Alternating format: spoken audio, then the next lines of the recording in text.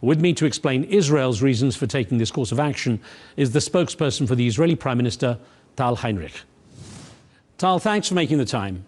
By all accounts, this latest push, military push into Rafah now, has blocked off the only artery. The UN is calling it like choking off the main arteries for humanitarian aid for people in Rafah already in a very desperate situation. What is Israel doing to make sure it protects the innocent civilians in all of this?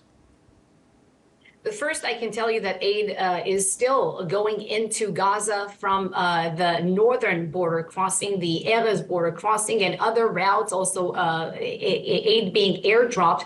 But let's break down exactly what's at stake and what's happening and why the Kerem Shalom border crossing, the one from which much of the humanitarian aid was funneling into Gaza, we're talking about hundreds of trucks daily, is right now, as I'm hearing, at the moment, not operational. This is where Hamas actually fired earlier today, that they fired mortars at that Kerem Shalom border crossing. That's the second time they've been doing it this week. They also fired rockets fired at a humanitarian aid corridor that was transporting aid from the south to the north. So Hamas, well, they're doing everything possible on their end to try to increase the civilian suffering in Gaza. And they're not just stealing the aid to feed their own war machine, so to say, or to send, to sell the food and the aid for tenfold the price at the markets. They're doing it specifically because this is their strategy. They want to create a crisis in Gaza. They want the civilians in Gaza to suffer so that Israel will take the fire for their own actions.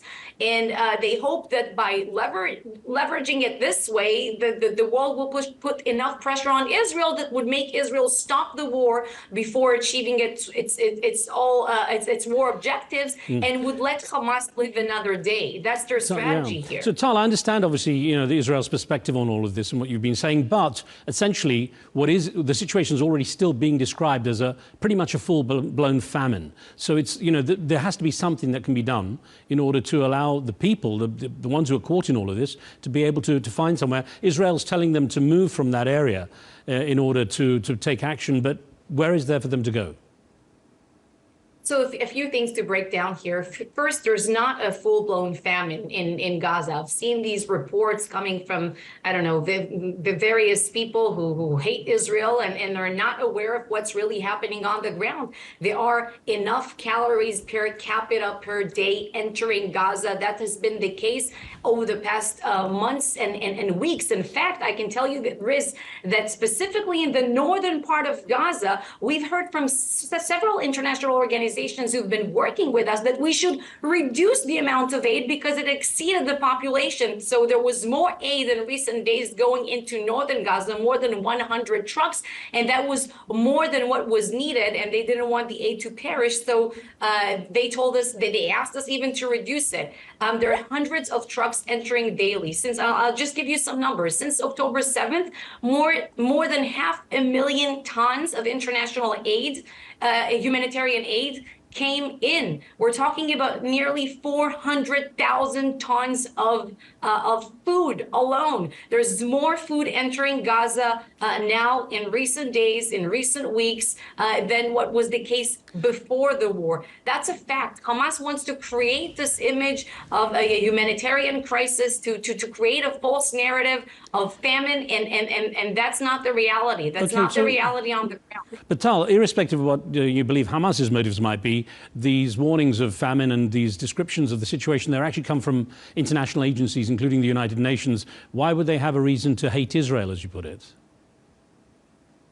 I think, well, the United Nations is known for its bias against Israel. But again, the UN hasn't been doing its job, Riz, since the beginning of the war in what pertains to the distribution of humanitarian aid in Gaza. We've had several days throughout the war in which the contents of more than 700 aid trucks were waiting on the Gazan side of the Kerem Shalom border crossing, waiting to be distributed by UN organizations. This is why Israel has increased its cooperation with other international organizations who managed to do a much better job. I didn't address, though, your second question about the evacuation from Rafah, right?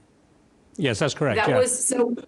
Yeah, I wanted to reach to address everything that you brought up. So we're operating in Rafah very precisely right now, and it's not that we're operating in the entire city of Rafah. We're talking about a specific operation at the moment that's happening, from what I can share, of course, in the eastern part of the city.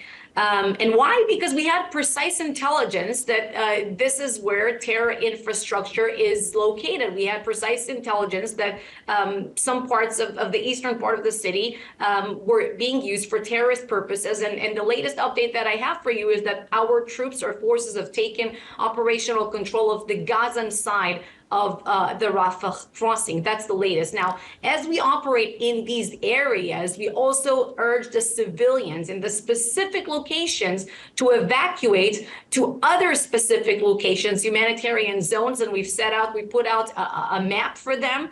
It's numbered, it's divided to zones. It is very, very clear, and we've called on them hours, if not days in advance, to evacuate to the specific locations where we have expanded humanitarian zones. If it's the Al-Mawasi area, for instance, where we increase the sheltering equipment, the food, field hospitals have been set up, and we really urge the civilians there to evacuate. Our directives, they saved lives. My question is also, though, why have this action now, just as it seemed that Hamas was ready to agree to ceasefire terms?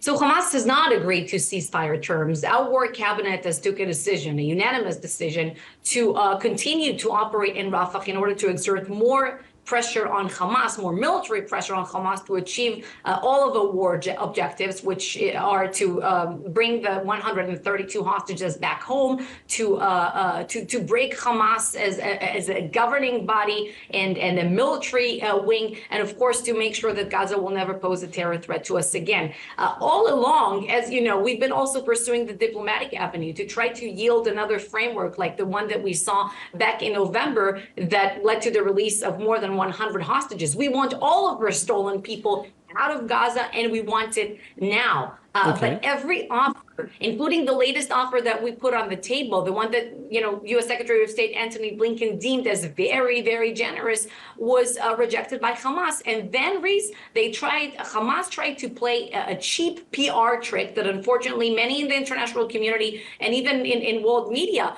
fell for it. They bought into their lies. They said, we agreed to a ceasefire deal. But what did they agree to? A deal that wasn't even on the table. It's like me telling you right now, Riz, you know what?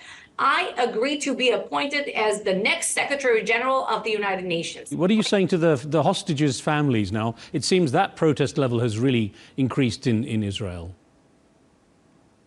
So we hug the hostages' families. We are committed to the principle that nobody will be left behind. And we will continue to do whatever it takes to try to bring each and every one of them home. We know that the only thing that works against Hamas is this combination of military pressure and the diplomatic action. Are they listening? Because it seems they're out on the streets more than ever in Israel. So, there are protests right now, of course, but it's not reflective of the entire Israeli public. Hostage families, they have different opinions. Some hostage families think one way, some think another way, and every opinion is legitimate. Every opinion is an opinion that we listen to. We accept it. But of course, we try to bring everyone home, and everyone has an idea, obviously, of what the strategy should be, what the war should be like. There is a view, though, that if there is a ceasefire, it's essentially the end of Benjamin Netanyahu when it comes to his coalition partners who want much harder action. But if he doesn't accept the ceasefire, it's end of him politically when it comes to the international community, who are not, it seems, including the US, too happy with his direction. This is not about politics, not for the prime minister and not for anyone else right now. There are very few people who are actually dealing with politics right now in my country. And the reason is, because when Hamas targeted us on October 7th, they didn't care who voted for who. So we are united right now in our support of these war objectives as the cabinet defined them on October 7th, and they haven't changed since then.